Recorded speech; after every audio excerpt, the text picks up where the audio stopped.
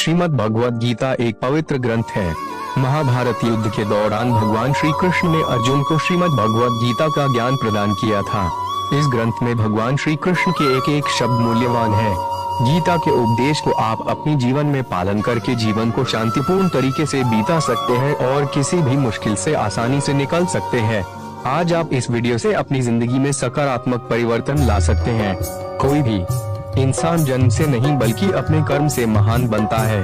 अच्छी नियत से किया गया काम कभी व्यर्थ नहीं जाता और उसका फल आपको जरूर मिलता है।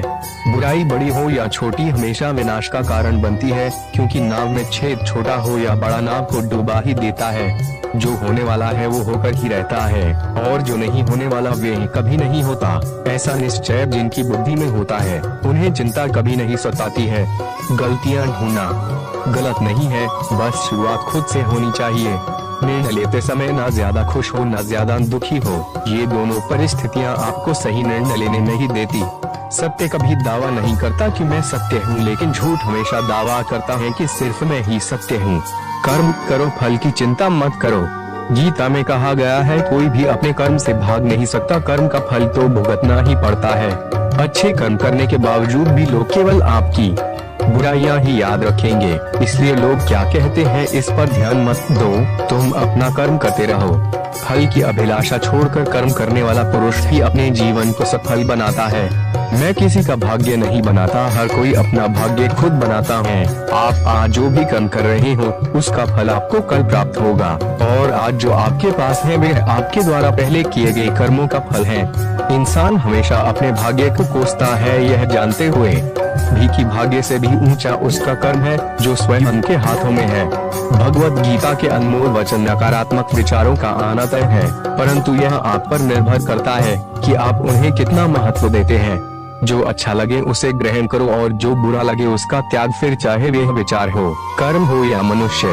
मैं भूत, वर्तमान और भविष्य के सभी प्राणियों को जानता हूँ, किंतु वास्तविकता में मुझे कोई नहीं जानता। जब भविष्य धुंधला पड़ने लग जाता है तब आपको अपने वर्तमान में ध्यान केंद्रित करने की आवश्यकता है।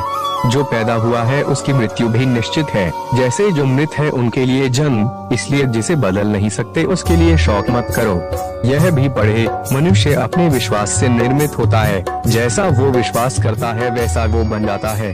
आत्मज्ञान की तलवार से अपने हृदय से अज्ञान के संदेह को काटकर अलग कर दो। उठो, अनुशासित रहो। जिस मनुष्य के पास सब्र की ताकत है उस मनुष्य की ताकत का कोई मुकाबला नहीं कर सकता। मनुष्य को जीवन की चुनौतियों से भागना नहीं चाहिए और नहीं भाग्य और ईश्वर की इच्छा जैसे बहानों का प्रयोग करना चाहिए। शिक्षा और ज्ञान उसी को मिलता है जिसमें जिज्ञासा होती है। जिस प्रकार अग्नि सोने को परखता है उसी प्रकार संकट वीर पुरुष को। जो व्यवहार आपको दूसरों से पसंद ना हो ऐसा व्यवहार आप दूसरों के साथ भी ना करें। एक अनुशासित व्यक्ति ही अपना तथा समाज व देश का विकास कर सकता है।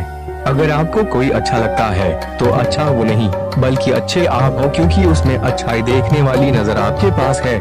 जो मुझे सर्वत्र देखता है और सब कुछ मुझ में देखता है उसके लिए न तो मैं कभी अदृश्य होता हूँ और न वह मेरे लिए अदृश्य होता है। वक्त से पहले मिली चीजें अपना मूल्य खो देती है और वक्त के बाद मिली चीजें अपना महत्व।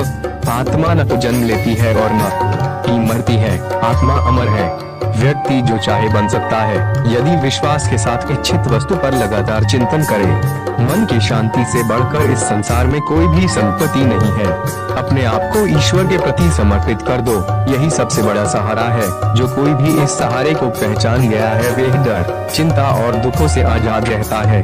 ज्यादा खुश होने पर और ज्यादा दुखी होने पर निर्णय नहीं लेना चाहिए, क्योंकि यह दोनों परिस्थितियाँ आपको सही निर्णय नहीं लेने देती हैं।